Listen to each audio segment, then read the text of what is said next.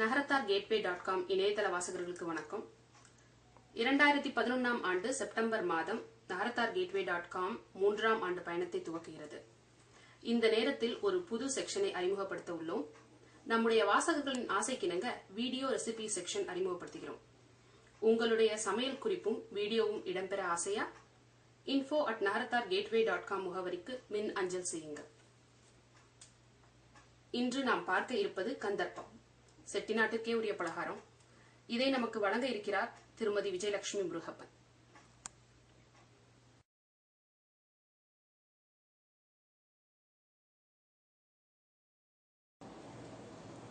வணக்கம். கந்தர்ப்பம் செய்யும் முறை சொல்லப் போகிறேன். அதற்கு தேவையான பொருட்கள்: 2 ஆழாக்கு பச்சரிசி, அரை ஆழாக்கு உளுந்தம்பருப்பு. நான் இந்த ஆழாக்கில் தான் எடுத்தேன். இது அரை ஆழாக்கு. 2 ஸ்பூன் கடலைப்பருப்பு, 1 டீஸ்பூன் வெந்தயம், வெல்லம் 2 ஆழாக்கு. எந்த அளவு அரிசியும் பருப்பும் போடுகிறோமோ அதே அளவு வெல்லம் போட வேண்டும். 1 கப் தேங்காய், 5 ஏலக்காய். முதலில் அரிசி, பருப்பு, வெந்தயம், கடலைப்பருப்பு எல்லாவற்றையும் கழுவி நன்றாக ஊற வைக்க வேண்டும். 2 மணி நேரம் ஊறிய பின் கிரைண்டரில் அதிக தண்ணி இல்லாமல் கெட்டியாக ஆட்டிக்கொள்ளவும். ஆட்டிய பின் வெல்லத்தை பொடியாக்கி அதனுடன் சேர்க்க வேண்டும். நன்றாக ஆட்டிய பின் தேங்காயும் ஏலக்காயையும் சேர்க்கணும். சேர்த்து 2 ஆட்டின பிறகு மாவை எடுத்துக்கொள்ள வேண்டும். நான் இந்த பதத்தில் ஆட்டி வைத்துள்ளேன். இந்த மாவுடைய பதம் இந்த மாதிரி இருக்க வேண்டும்.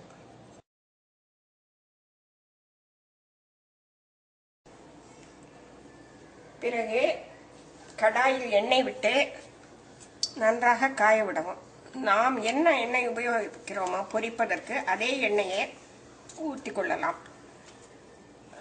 எண்ணெய் நன்றாக காய்ந்தவுடன் அடுப்பை மிதமாக வைத்துக்கொண்டு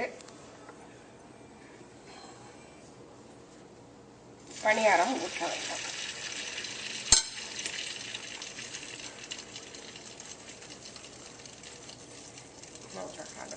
அரிசியையும் உளுந்தையும் எவ்வளவு நேரம் ஊற வைக்கணும் ஆச்சு? அரிசி, உளுந்து அவற்றையும் 2 மணி நேரத்துக்கு மேல 3 மணி நேரம் ஊற வைக்கலாம். அரிசி நன்றாக ஊறினால் நைஸா ஆட்ட வரும். Okay okay. ஸோ ஆட்டினதுக்கு அப்புறம் ஒரு 1/2 மணி நேரத்துல ஊத்தலாம் இல்லையா? 1/2 மணி நேரம் கழிச்சு ஊற்றலாம். ஆனால் தேவையானால் முதல் நாள் இரவே ஆட்டி வைத்து மறுநாள் காலையில் ஊற்றலாம். ஓ சரி சரி. ஓ முத நாளே ஆட்டி வச்சுக்கலாம். ஆட்டி ஏதாவது விசேஷத்துக்கு காலையில சீக்கிரம் பண்ணணும்னா நைட் ஆட்டி ஃப்ரிட்ஜில் வச்சுருவோம். ஓ சரி சரி சரி. சில நேரம் இப்போ ஆட்டும் போது நமக்கு கெட்டியா வந்துடும் இல்லையாச்சு? ஸோ அப்ப சரி பண்றதுக்கு இப்போ வெறுமனே தண்ணி ஊத்திக்கலாமா, இல்ல வேற என்ன, இப்போ பால் ஊத்தலாமா, என்ன ஊத்தினா சரியா வரும்? வெள்ளை பணியாரத்துக்கு தான் பால் ஊற்றிக்குவாங்க. இதுக்கு கொஞ்சம் தண்ணி சேர்த்து ஊற்றி விடனா சரியாகும். சரி. நம்ம யூஸ்வலா தீபாவளிக்கு கட்டாயமா பண்ற பலகாரம் நம்ம கந்தர்ப்பம்.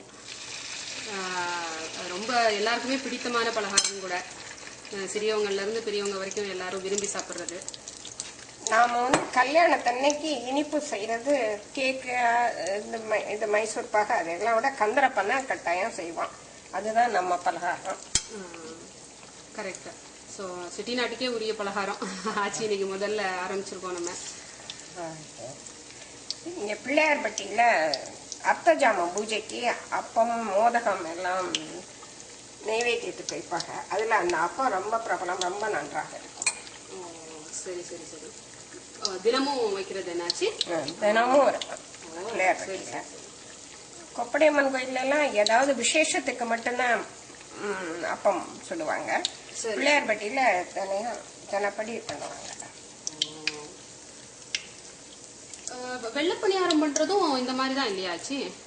ஆமா, வெள்ளப்பணியாரத்துக்கு வெள்ளம் எல்லாம் போட மாட்டாங்க.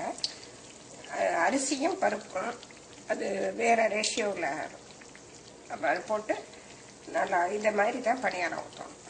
எப்படி ஆச்சு? அதுக்கு என்ன அளவு எடுத்துக்கிறது அதுவும் சொன்னீங்கன்னா நம்ம நேயர்களுக்கு ரொம்ப யூஸ்ஃபுல்லா இருக்கும். வெள்ளை பணியாரத்துக்கு ஒரு எண்ணெய் உடக்கு எடுக்கிறோமோ அதில் வந்து தலை வடிச்சு அரிசி எடுக்கணும். அதுக்கு மேலே உளுந்தம்பருப்பு போடணும்.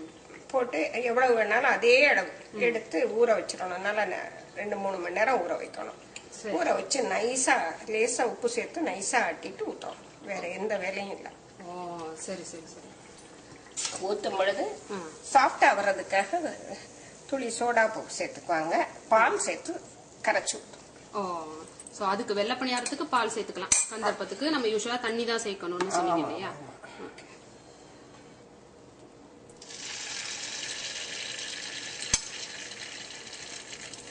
அடடே, கந்தர்ப்பம் ரொம்ப நல்லா வந்திருக்கு.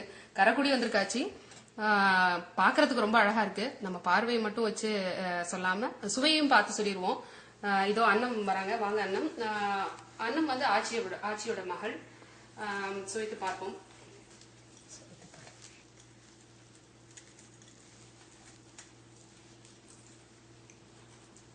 ஆஹா, ரொம்ப சுவையா இருக்கு அண்ணம்.